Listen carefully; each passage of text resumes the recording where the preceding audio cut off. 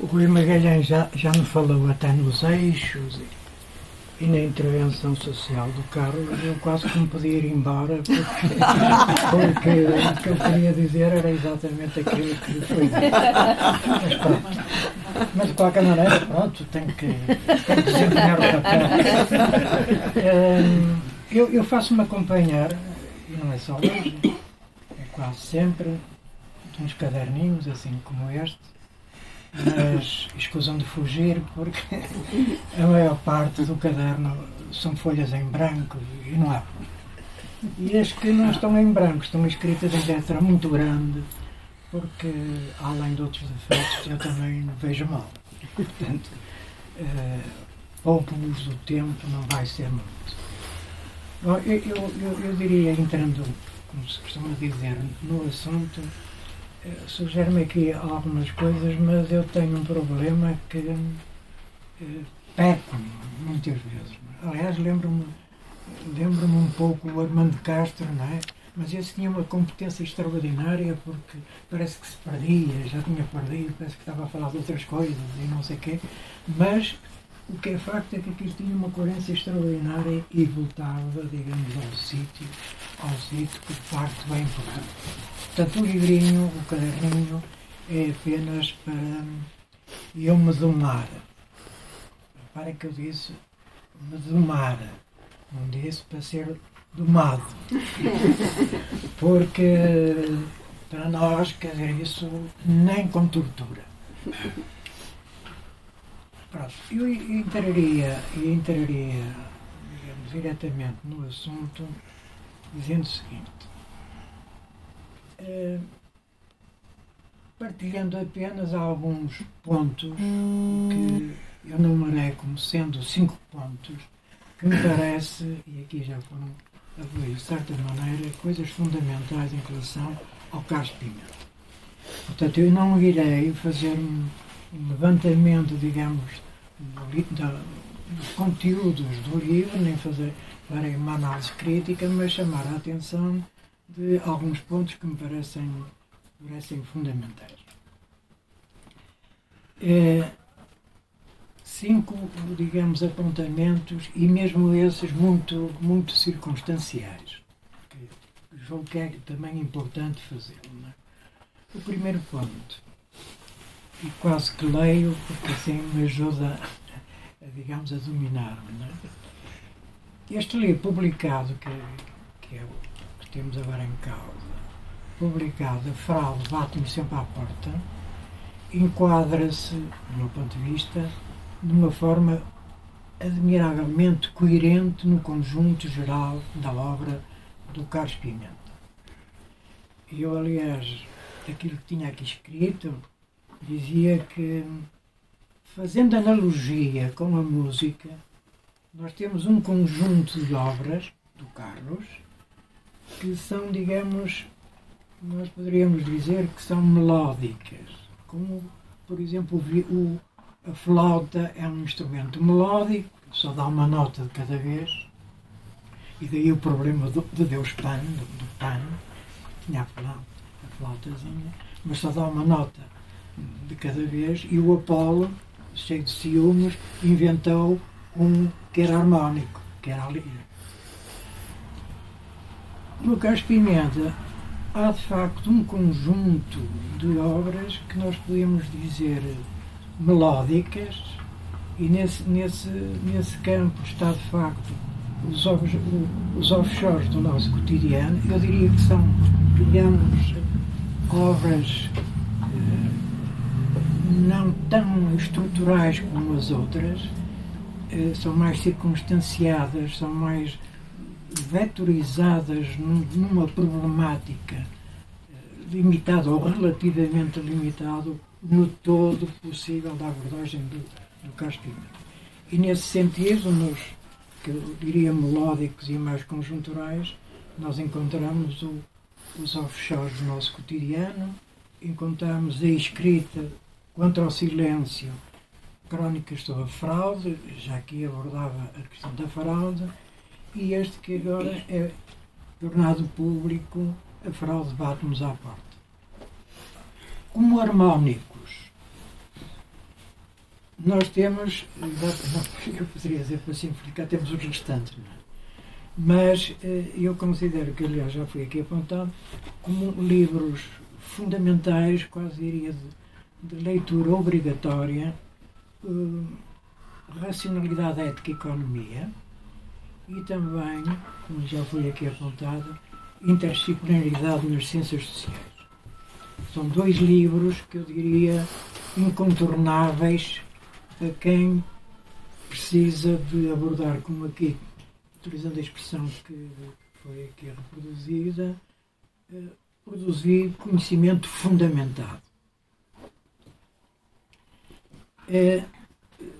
No caso dos harmónicos, temos então o problema da interdisciplinaridade e que tem também uma outra característica que eu acabo por apontar, que é, digamos, a relação entre o ensinar e o aprender. No conjunto, digamos, geral da obra, e fazendo a tal analogia com a música, eu diria que o Carlos Pimenta consegue fazer algo que não seria abusivo dizer que constrói uma sinfonia. Por circunstâncias, enfim, tristes, que nós bem sentimos, nós temos a sensação, não é? Ou sentimos como uma sinfonia incompleta. Por isso, talvez, mas ele não fez isso de propósito, talvez aqui se levante a nossa responsabilidade. Ou seja, nós somos herdeiros de, diria, uma obrigação de desempenhar tarefas. E as tarefas seriam, digamos, fazer a abordagem, a começar pela leitura, a reflexão e provavelmente até a discussão entre nós das obras do Carlos Pimenta. Porque isso, no meu ponto de vista, seria fundamental, até porque nós temos aqui, já estou a fugir do texto que escrevi, nós temos um problema entre nós que eu não me canso de dizer, que nós já não refletimos. Esta história que aqui foi também dando pistas para um consumismo desesperado, faz com que nós não façamos perguntas e compramos as respostas feitas. Aliás, quando se entra numa chamada grande superfície ou num centro comercial, está carregado de respostas e acabamos por assumir respostas, coisas que nós não tínhamos feito de interrogação anterior. E até com uma ilusão enorme de que somos extremamente livres porque temos uma escolha extraordinária, quando é exatamente, no meu ponto de vista, o que se trata é exatamente do inverso. Os centros comerciais são instrumentos de modelação, são instrumentos, digamos, de tornar as pessoas tão iguais, no sentido de não haver uma diferenciação quase ao nível da personalidade. Nós não somos eus, somos alguma coisa de uma espécie de peça articulada, alguns poderiam dizer marionetes, que vão no sentido do desempenho de uma peça que não foi feita por nós. Esta sinfonia, digamos, incompleta, já o disse de certa maneira, faz com que faz um apelo e quase nos obriga à tarefa de estudar a obra do Carlos Pimenta. O problema aqui é se sim ou não somos capazes. Se não formos capazes, ficamos muito recuados em relação ao mérito que as obras têm. Ou seja, nós não cumprimos a finalidade para que o Carlos contribuiu, diria, com tanto suor, com quanto sacrifício, para nos dar algo que nos faça pensar, mas que depois nós, efetivamente, não cumprimos esse legado. E hoje tem, de facto, uma atualidade, do meu ponto de vista, tem uma atualidade quase, no meu sentido, indesmentível, que é a necessidade de nós refletirmos. Nós não pensamos, não conversamos uns com os outros, etc. Mesmo quando nós nos encontramos, claro que, se não nos vemos há muito tempo, perguntamos: estás bem? Como é que estás? Ou não sei o quê. Depois perguntamos pela família.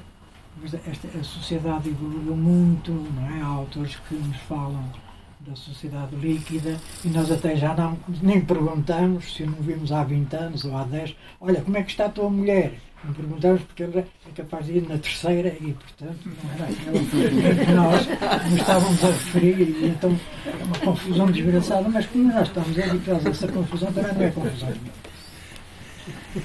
Pronto, um outro aspecto deste livro é exatamente a sua natureza, digamos, como aviso. Quando o livro nos é dado e nos diz que a fraude bate sempre à porta, bate-nos sempre à porta, levanta-se aqui um problema, bate-nos sempre à porta. E porquê?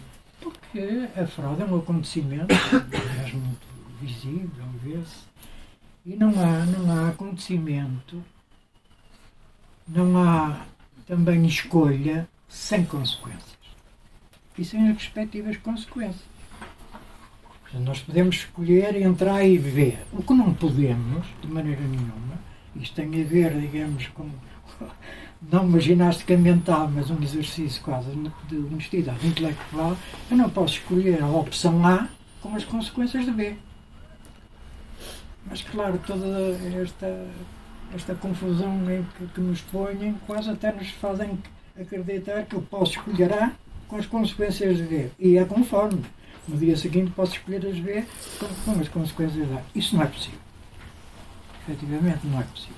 E daí um logro, digamos, que nós próprios praticamos. Quando nos diz bate à porta, levanta-se aqui também um problema. Quer dizer, qual é o problema? No que diz respeito às consequências, as consequências são diferenciadas para uns e para outros. Portanto, daí é que me faz refletir que o campo onde se insere a problemática da fraude é a problemática social da desigualdade. Ou, se quiserem, das desigualdades sociais. Onde há uns e há uns outros. Há uns outros que são aqueles que praticam a fraude. E há uns outros que são as vítimas dessa fraude. E aqui há uma diferença, digamos, até orgânica. É que os que praticam a fraude sabem bem o que fazem. E até se organizam para a praticar. E também se organizam para se defender dos seus interesses, que são interesses particulares. Temos do outro lado, e isto é coerente com aquilo que eu disse, quase uns chamando nomes a nós, temos do outro lado muitos mais, em termos de quantidade, digamos, de gente, muito mais do que aqueles uns que praticam a fraude, são muitíssimos mais, mas desses muitíssimos mais, muitos, e mesmo muitos, nem sequer dão por serem vítimas, E, portanto, não se organizam também. E daí, eu diria que a importância social, e se me permitem, política, e política é um termo que deveria ser comum e não meter medo a ninguém. Esta é a virtualidade da existência de Gorbachev. E porquê? porque além de outras tarefas que tem o objeto, faz ou habilita-nos a tomar consciência que nós, afinal, e aqui eu quase podia garantir, nós não fazemos parte, pelo menos de uma forma flagrante, do tal primeiro grupo. Nós fazemos parte do segundo, das vítimas.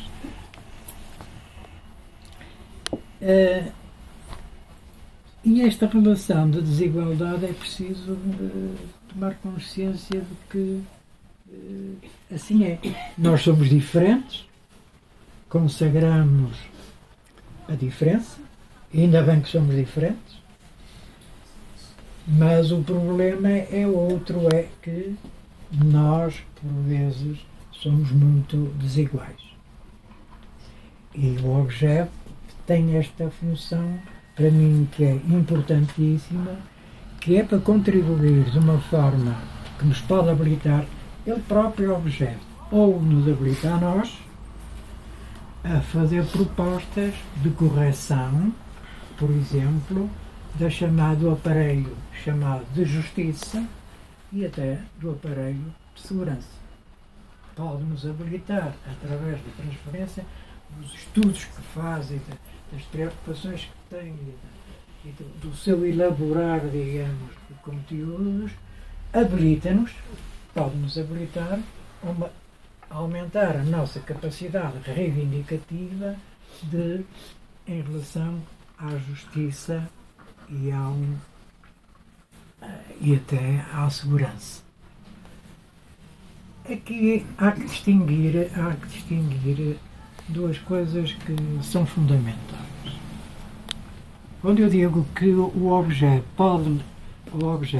pode contribuir, digamos, para a construção da nossa autonomia, a nossa própria construção identitária e da nossa atividade como participantes na sociedade, há que distinguir aqui, e julgo que não seria demais dizer que o objetivo social do objeto é o bem, aquilo que nós chamamos o justo.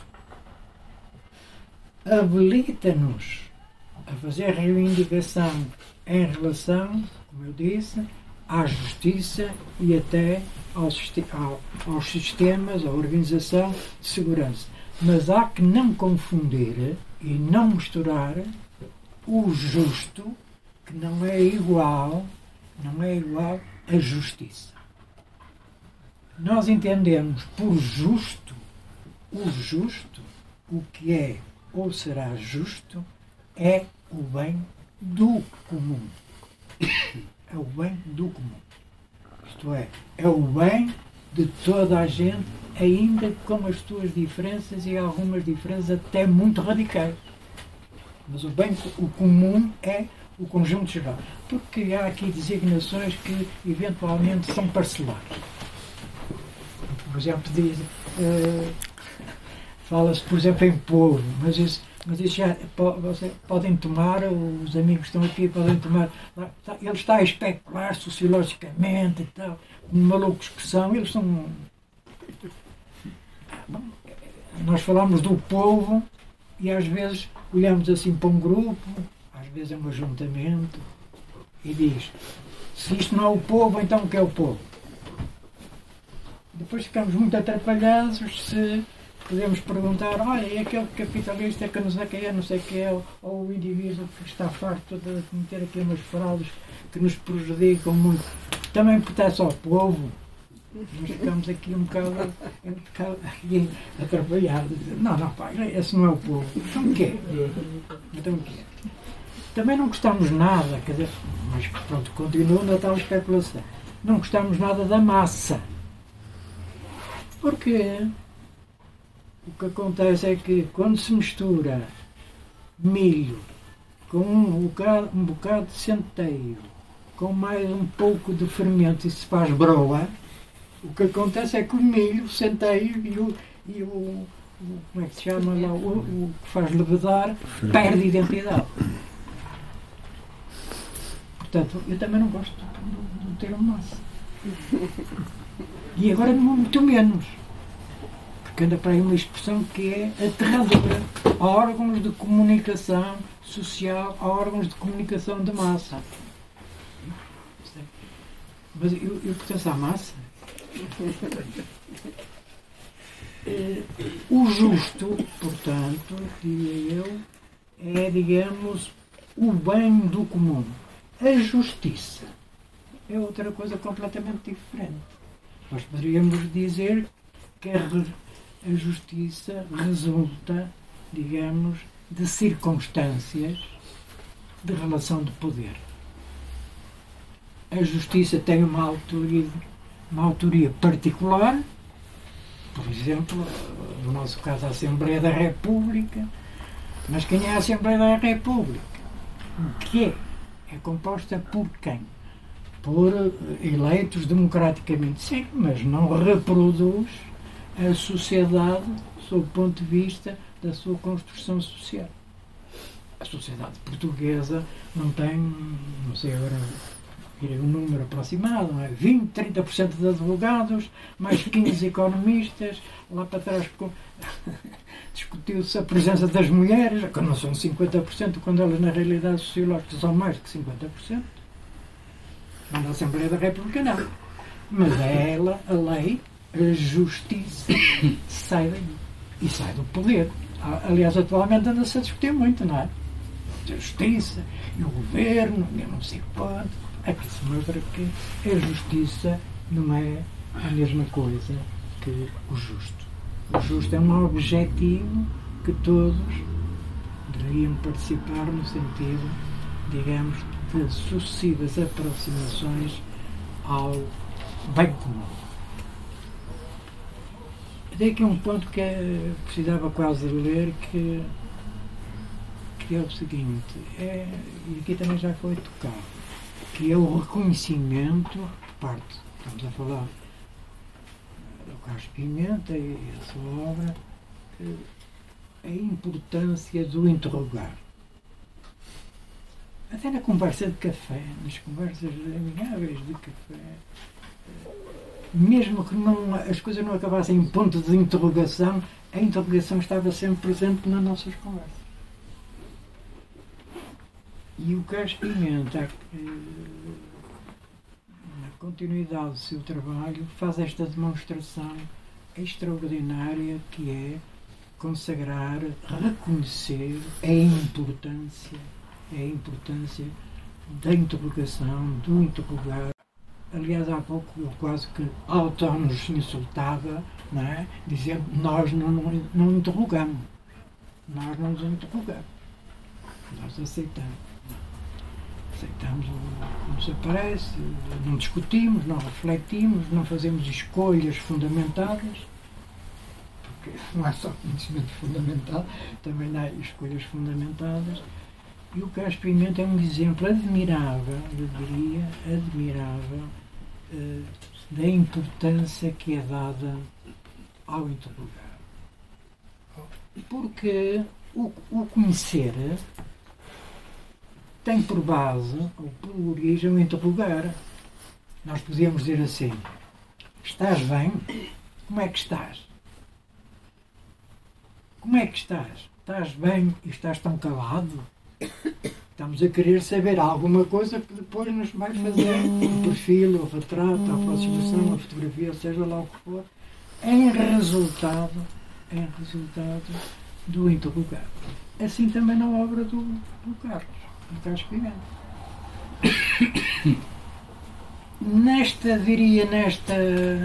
Neste tempo mais próximo, digamos, do que nós poderíamos chamar o cotidiano, o Carlos Pimenta inclusivamente faz esta coisa que é de um balanço, digamos, de coragem extraordinária, ao contrário de alguns que, mesmo não sendo, acham que são autores de tudo e mais alguma coisa.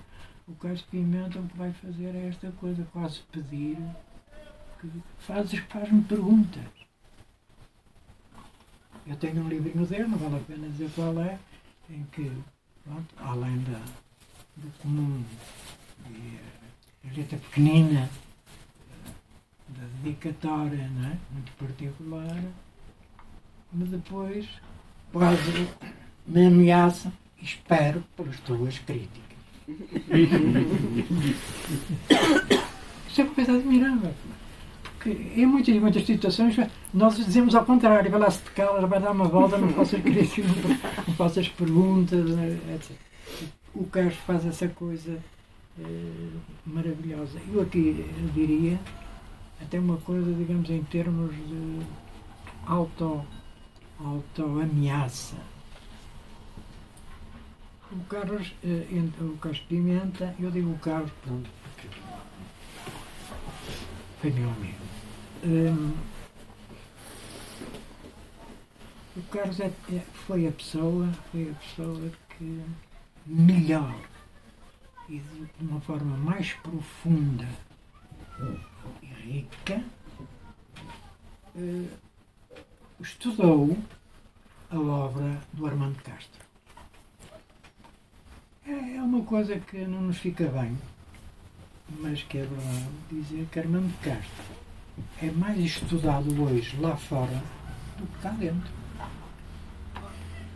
E o Carlos Pimenta vai fazer aqui, e através do seu trabalho, uma consagração que é extraordinária.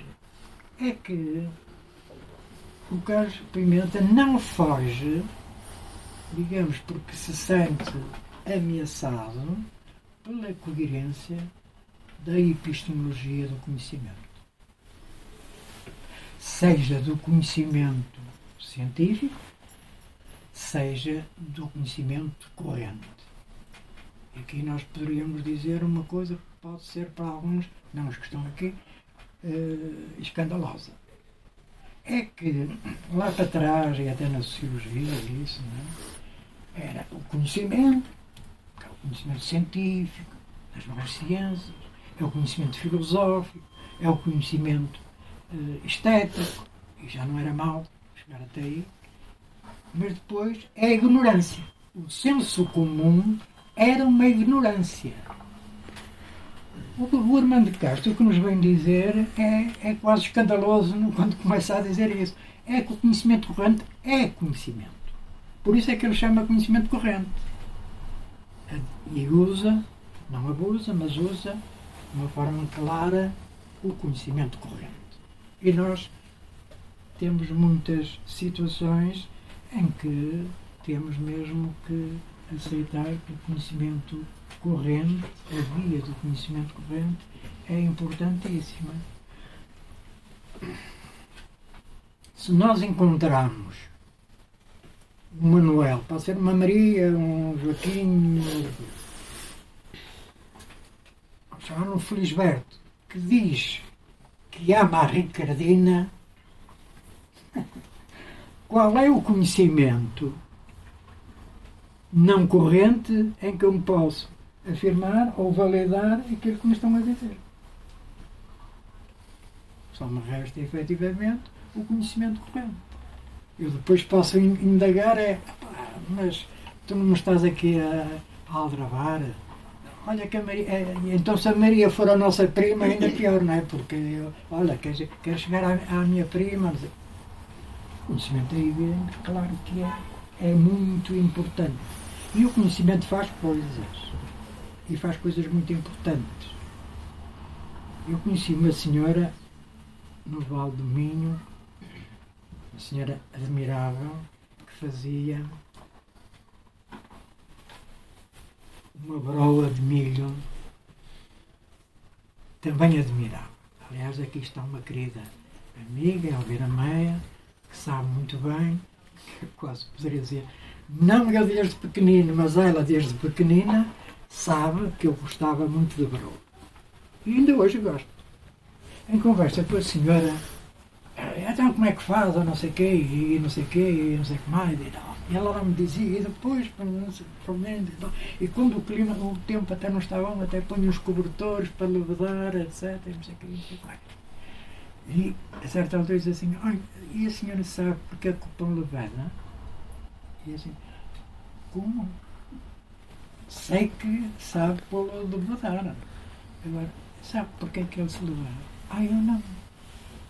Olha, mas há pessoas que sabem explicar porque é que o pão levana. E ela diz-me assim, eu muito gostaria de saber. Nascimento corrente, pá, admirável, pá. Não tinha, digamos, era o conhecimento fundamentado da física, da química e dessas coisas, não é? Importantíssimas que são. Por outro lado, até há uma desvalorização entre as mesmas áreas no conhecimento, seja a científica, seja, por exemplo, a estética. É preciso não esquecer ou então relembrar que o Fernando Pessoa dizia que o binómio de Newton é tão belo como a Vênus de Milo. O que há é pouca gente para dar por isso. Nós também não temos ginástica do conhecimento estético. O cientista estético é um gajo também valoroso, uns tipos esquisitos que fazem uma coisa que nós não percebemos, pois não, nós não percebemos porque não somos alfabetizados.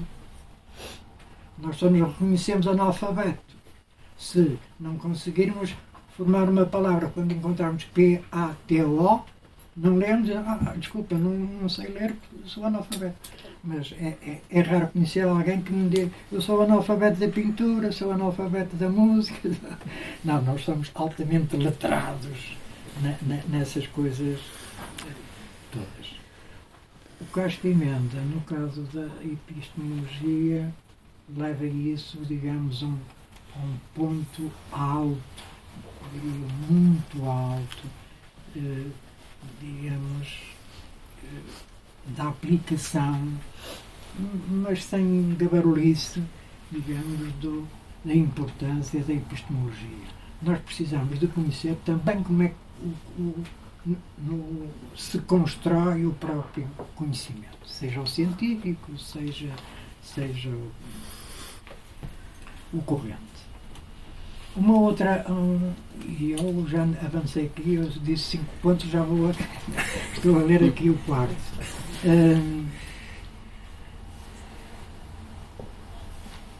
Mas não há problema. Depois, para além do interrogar, há uma área, e hoje tem muita, no meu ponto de vista, tem uma atualidade que temos que encarar, e encarar, como se costuma dizer, de frente, é a relação entre o ensinar e o aprender. E o Castro Pimenta era muito sensível a isto. Algumas das conversas que se tinha era exatamente sobre esta problemática. Ensinar o quê? O que acontece é que nesta nossa atualidade, esta relação entre o ensinar e o aprender é ainda muito marcada por uma relação de poder. Os professores, digamos, não estou a dizer os professores que agora até andam em lutas em relação ao trabalho sindical, etc., fazem muitíssimo bem, têm toda a razão, etc. E mudar o ponto. A lógica do ensinar só, sem tomar consciência da relação com o aprender, é relativamente individualista, que pergunta, o que pergunta, digamos, quem ensina, e há aqui pessoas que ensinam, o que é importante ensinar, mas também se pergunta o que é importante não ensinar. E às vezes isto até é muito forte. O aprender, até porque há aqui uma dinâmica de, parece que se passa do não saber para o saber, quando se aprende. Portanto, o ponto de partida é menos saber, não é? E daí que menos se interroga. Quer dizer, há muito pouca reivindicação, até social, de aprender. Eu quero aprender, vamos fazer uma manifestação e não. quero aprender. E isto aqui vai marcar muito, no meu ponto de vista, vai marcar muito a nossa sociedade. Porque há aqui um problema, estou a andar ora devagarinho, ora muito depressa. Há um problema que nós poderíamos dizer que uma das características, ou digamos, da referência em relação ao ser humano é ser aprendente. Aliás, às vezes, até forçadamente, tens que aprender isto, para fazer aquilo, os próprios aspectos comportamentais, não podes fazer aquilo em relação à saúde, etc, etc. Há muito, digamos, esta situação de tens que aprender aquilo que eu te estou a ensinar. Aliás, as culturas reproduzem-se um bocado também assim. É aquilo que nós fazemos e que depois transmitimos aos outros. Mas não refletimos muitas vezes entre a relação. Eu diria, e para avançar, muito que, curiosamente, havendo, ou sendo pelo menos discutível aquilo que eu acabei de dizer, que esta relação é problemática, ensinar e aprender, muito polarizada numa autoridade do ensinar e quase nenhuma autoridade do aprender. Quase podendo concluir, eu digo quase por uma questão de segurança, que nós não temos consciência de ser aprendentes. Parece que só somos aprendentes quando aparece alguém que, de uma forma benévola ou coerciva, nos quer ensinar. E eu diria que, historicamente, nós temos excelentes exemplos de uma boa relação disto. E também polarizada no ensinar. Um dos exemplos é a Unicef. A Unicef, que é uma jovem de 60 anos, sim, porque ela não é uma idosa, só depois dos 65, segundo a Organização Mundial de Saúde. A Unicef forma-se, e aqui temos o nosso querido Rui também, forma-se como cooperativa de estudantes. Portanto, de aprendentes. Pessoas que tomaram consciência que querem aprender e procuram aprender. E como às vezes isso não era facilitado a aprender, por isto que eu coloco, a aquisição de livros, a encomenda de livros, a importação de livros, e muitas situações, fizeram uma cooperativa que é cooperativa de estudantes. A dinâmica é de quem quer aprender. Um outro exemplo. No ano 1961, 62, 63, alunos de Belas Artes, da Escola Superior de Belas Artes do Porto, onde eu era também aluno, em 61, 62, 63, uma das nossas lutas foi a construção de uma oficina de gravura na escola. A gravura é uma coisa importantíssima nas artes plásticas. Uma oficina de gravura na escola. Isso só aconteceu em 1963 pela criação da Cooperativa Arco. Foi uma dinâmica de querer fazer, de querer aprender, que levou também à constituição da Cooperativa Arco. Outro exemplo, para não vos maçar, onde essa questão do ensinar e o aprender é importante, eu até diria, ocupando talvez demasiado tempo, eu diria que o 25 de Abril foi uma coisa importantíssima, nós todos sabemos, não é? E foi o 25 de Abril, compreendo, por consequência e resultado do 25 de Abril, que um homem que aqui já foi falado, Armando Castro, acede ao cargo de Presidente do Conselho Diretivo da Faculdade de Economia do Porto. Armando Castro, que tinha sido proibido de ensinar pelo Estado Novo, pelo regime fascista. Mas Armando Castro, José Morgado, Oscar Lopes e Rui Luís Gomes, conjuntamente, formam o núcleo fundador da Universidade Popular do Porto.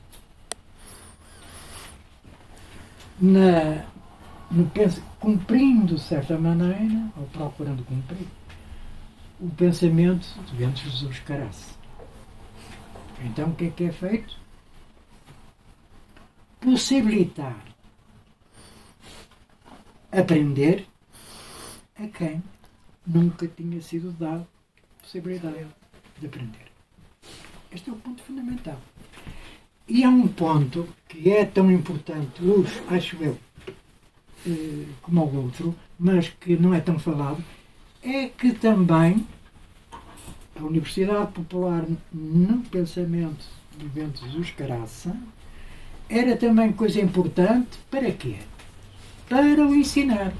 Ensinar procurando novas formas de ensinar que não eram possíveis nos outros sítios, nas faculdades, etc. Tal. E ainda hoje acontece um pouco isso.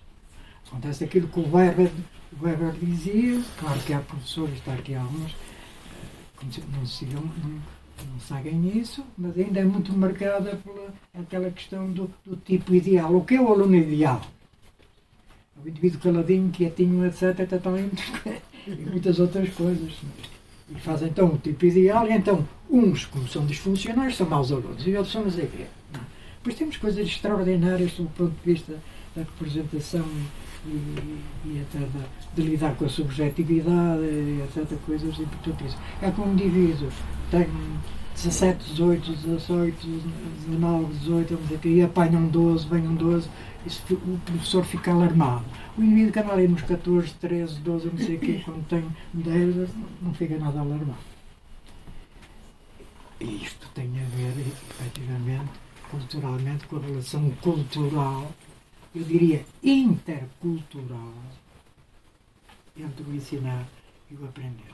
Às vezes é caso para pedir messas, um bom ensino seria para pedir messas quem aprende mais e quem ensina mais. Se as coisas correr bem, às vezes temos aqui algumas dúvidas importantes. Pronto. Chegar ao 5, depois do 4 é o 5. E este custa-me um bocado, que eu quase leio. Como beneficiário que venho sendo da obra do Carlos Pimenta, mas também beneficiário de uma camaradagem, de uma amizade sempre grandemente partilhada, sinto a obrigação de dizer obrigado, Carlos. Mas sei também que, como alguns dizem, e dizem bem, e nós assumimos isso, cada um de nós é um eu em si mesmo. Aliás, falamos connosco, não é? O eu fala por si mesmo. E às vezes o si mesmo até repreende o eu, às vezes é ao contrário. Andas mal, não vai, ao si mesmo, não vai, não, que não tens. Portanto, somos o eu e o si mesmo e as nossas circunstâncias. Estaríamos de acordo com isso. E é inserido nisso que eu não posso deixar também de expressar a minha gratidão para a Fernanda. Portanto, a correr. E até por uma simples razão, porque tenho um apoiante. E o apoiante foi o Carlos Pimenta. O Carlos Pimenta não se dispensou quando oportunidade esteve, e teve algumas, de expressar publicamente, e de forma pública, a gratidão.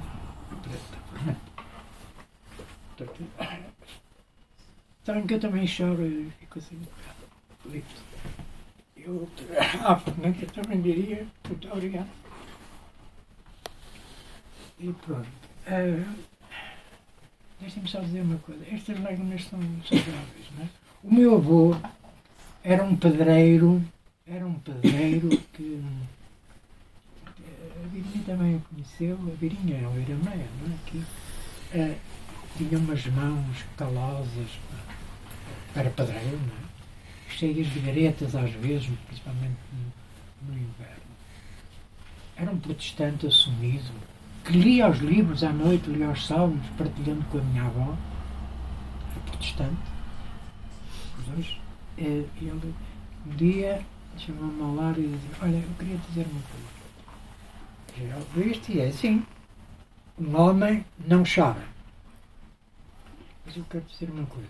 Eu, às vezes, escondo-me como uma Madalena. E eu agora parece que choro como meia dúzia de Madalena.